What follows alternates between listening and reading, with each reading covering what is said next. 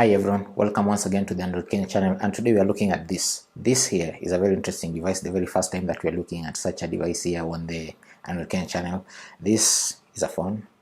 It can also be a bigger phone or a tablet, something. Yeah, this, as you might have guessed right from the title and of course the visuals, when you look at it you know exactly what it is.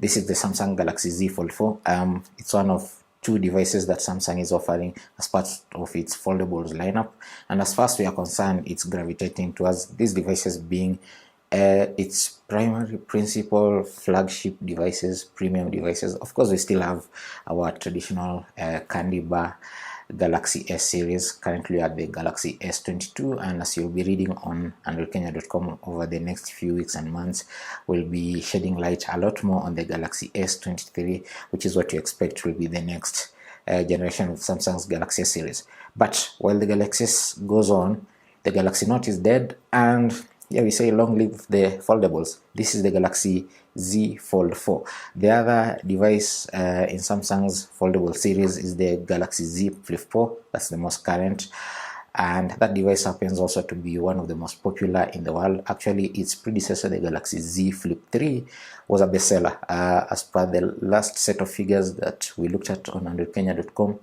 it accounted for at least 70% of Samsung's foldable sales in the year up to July 2022. So it did numbers, and that's expected. The trend is expected to still continue with this particular generation. We have the Fold 4 and there's the Flip 4. If we can preempt, a lot more people are going to gravitate towards the Flip 4. Obviously it does look good, and Dixon does have a very nice review of it, which you should watch. We'll link to it. But the Galaxy Fold that we have been using over the last few weeks, it's over a month now, yeah, the last 1 month, is actually a fantastic device. It's just that it might not be everyone's cup of tea, and of course, as we'll hear, the pricing is also quite on the higher side. So what do you want to know about the Galaxy Z Fold4? I will share my experience. We've been using this device for a month, so there's quite a bit to like about the device. First things first, what I like about it is, for the most part, I can just use it as a phone, my phone. I use it in this mode where after the second generation, they did increase the sizes of the cover screen, and now we get an entire full-size cover screen, which is fantastic. Now, I can use this normal, like my normal phone, and that's where I am most of the time. But when duty calls and I need to go on YouTube or do whatever, I can get this 7.6-inch display, and of course it has a higher refresh rate, 120 Hz, and it's fantastic. So what I do mostly on it is I like coming to YouTube to watch reviews like the one you're watching from other people, to watch car reviews, device reviews, catch up on the news. We are from a big global news event, that's the royal funeral, and this was fantastic. Of course, when I'm on the road, I'll also just plug this in to use Android Auto, and in that case, I'll have it all closed up. But when I want, this is my very big screen, and when I just don't want, or when there's really no need, I'm just replying to a text or picking a phone call, this is just okay. And for me, that's the number one reason why I love the Samsung Galaxy Z Fold. I can have a bigger display when I want it, and I can continue using my phone like I've always used to. Of course, this is a little slimmer than the phone that I'm used to. I'm coming from another device that is your standard size phone, so this is a little slimmer and takes some getting used to, and when I go back to that other phone, I can feel that that other phone feels large. But it's a small trade-off, and I've lived with it, and it's fine. And then this is what I really like. When I want, my phone just instantly transforms. And of course, you might have concerns. There were concerns with the first generation of the Galaxy Fold before they added the Z moniker about this crease here. The crease is visible? Yes, it's visible. Have I at any point felt that my phone is too fragile, it might break? Not a bit. Jerry rig everything. Zach does those kinds of things, and I watched his video, and this device somehow did survive. So as far as sturdiness goes, Samsung has reinforced, because as far as looks go, there are minor incremental updates to the device and upgrades from the last generation from its predecessor, but a good number of those include the sturdiness. The hinge has been slightly reinforced.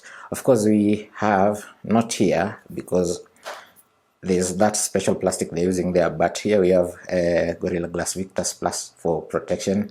But here, as far as I'm concerned, for the 1 month that I've been using this device, there's been no concern for me, like in terms of how fragile this device is. Yeah, of course, don't go around dropping it, but I haven't been really concerned that something will happen to it. Nope.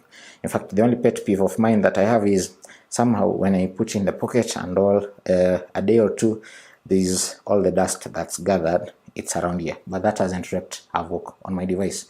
So far so good. And of course, there's the recessed earpiece in here. I've never picked calls like this that will seem awkward, and it will go against all those memes we were making back in the day about people who use their tablets to pick calls.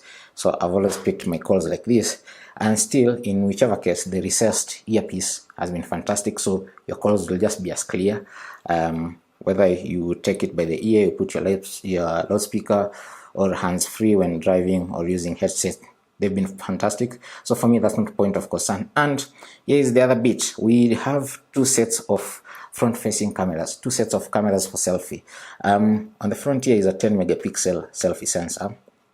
And there's another one that's a little harder to see, but it exists somewhere here, and a 4 megapixel and a display camera. Now that one tends to be a little grainy if you are to take selfies with it, but they look fine. Like where I'm sitting right now, there's a lot of light from the sun outside and of course from my artificial lighting equipment here, and I still look good. But I know it can be better, and that better I get it from the front-facing 10 megapixel camera. So one of the things I'd want to see obviously in a successor to this device will be they figure out a way of upgrading the internal front-facing camera here. And then at the back, of course, we have three cameras as you can see them. There's a Hero 50 megapixel sensor, and as far as I'm concerned, during the day, at night, the camera, the photos that I've been able to take with these devices' cameras are fantastic.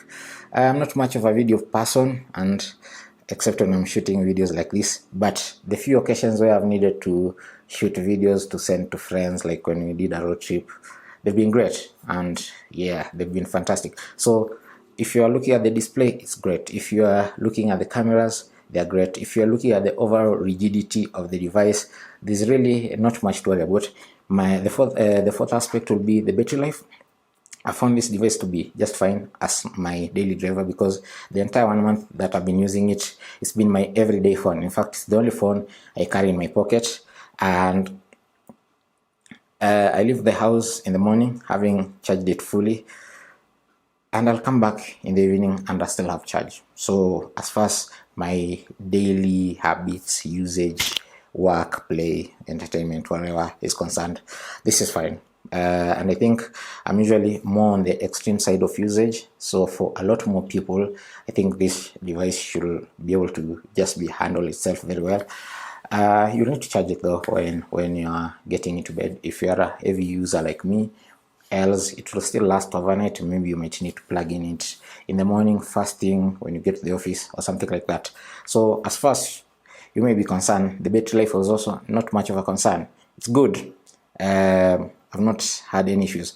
Then the fifth thing that I'm going to talk about that I've liked from this device, and which I didn't come expecting much, and it's usually not top of my thoughts, is the sound.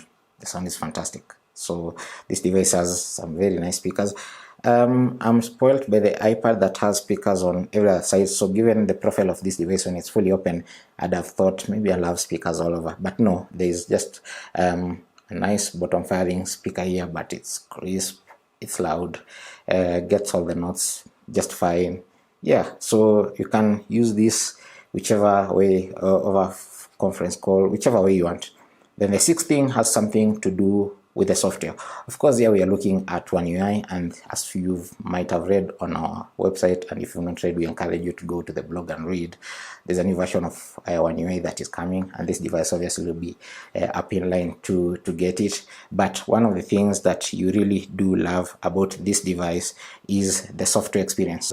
So the multitasking experience here is great. We are used to Samsung's multitasking experience from the Galaxy Note series, where we'd be able to do multi-window. This is what Samsung calls this thing, multi-window. And of course, you can play around with this thing. You can resize those kinds of things. Yeah, we're used to that, to seeing that on Samsung devices, but here on the Fold, it's a whole new experience because this display feels like it was really made for it. It's a big display, and when you do apps side by side like this, you don't feel like you've lost anything. Like, you can continue reading your book here, and you can open something else there. Or you, like me, you could be video calling and going through your notes in that video call, those kinds of things. Of course, the regret here is, unlike the Flip where you can have it sit, and there's that feature, I can't remember the name, and you can do something nice like it's a small laptop. This you can't do unless you put it in landscape mode and then flip it this way, which is a lot of cumbersomeness. But here's the other thing: on top of the multi-window experience, which enhances your multitasking, this does support the S Pen. So the S Pen is sold separately for those who pre-ordered via Samsung Electronics East Africa's brand outlets in the country, and partners like Safaricom, Badili Africa, and the like. There was a chance to get a free S Pen. This device does support the S Pen on the notes that we are no longer seeing. So to enhance that entire multitasking experience, and also to do things like take notes, sign contracts, your lease comes up, you can, like, it's a very well thought overall experience. And I really like that a lot. Now, my number one pet peeve, other than of course the dust that accumulates when I put this in the pocket, is the price. I think last I checked, this was going to fetch somewhere between 257,000 and 270,000 shillings. Yeah, Samsung was offering 25,000 shillings off if you are going to trade in your old device. So from whatever value that will have been calculated, they were going to top up 25k in your favor, so you pay less 25,000 shillings. But that ship sale, the pre-order period ended, and as far as the news that we have, which we did highlight on the blog, is the pre-order period was very well. The uptake of the device was fine. So that ship sale, now you'll have to fork out the full price, which can go all the way up to 270,000 shillings. And for that, you're getting this device, which is fantastic. But here's the other pet peeve: you don't get a charger in the box. So yeah, how about you give us a charger in the box? I understand we are in this age of environmental consciousness and everything, but we've had a whole podcast on 24-bit, and we had varied opinions about the future that we are looking at, because even the iPhones don't come with chargers in the box, where no one ships devices charging in the box, but you're spending close to 300,000 shillings and you're not getting a charger in the box. You know, that sounds laughable.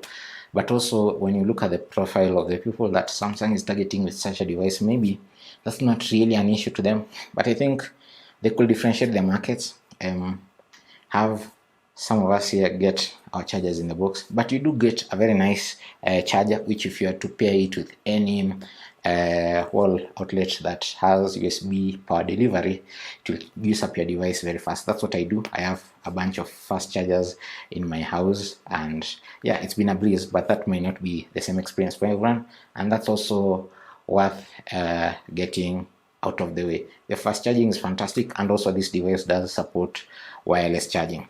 And of course, the experience at no point does the Android experience on the Samsung Galaxy Z Fold4 feel disjointed. You know why? This is the first smartphone to run Android 12L. Android 12L is our modern tech at Honeycomb. For those not in the know, Honeycomb was Android version 3. It was meant for tablets, and along the way Google gave up on it and integrated the tablet functionality and the smartphone functionality. So you'd buy a tablet running the same standard Android experience that you get on your smartphone, but of course the device knows to adapt to all those tablet capabilities. And we must say, we have not, in fact we've done a whole podcast episode on 24-bit. We are not really the biggest fans of Android tablets, even though Samsung makes the very best that you can find, the Galaxy Tab S series.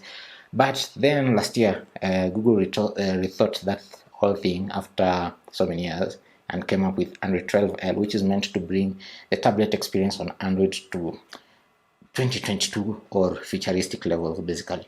And so that tablet version, or a tablet oriented version, or a version of Android that we are more likely to see on bigger screens, finds its way here, and it makes the experience here worth the while. At no point do you feel you're getting a disjointed experience. Everything just falls into place. It's your phone like any other, but with a bigger working space, a bigger canvas for you to do your thing. In fact, the only pet peeve that I had, and the only thing that I changed, was the keyboard. I didn't like much the stock keyboard that you find here, so I just put my Gboard, but that is out of mazoea. In Kiswahili it means what I'm used to, because that stock keyboard actually is meant for two-handed typing, if you are, say, typing when the device is opened, and it's not really much of a big deal, but I'm used to the predictions that Gboard offer, and I really miss them so much. And that was the only experience that I tampered with here. The rest is as it was, and using this device has been a breeze, to the extent that this is the first foldable that I've used so extensively. And if today you gave me the kind of money that Samsung is asking for this device, I'd actually buy it. Thank you for watching. Please subscribe. See you next time.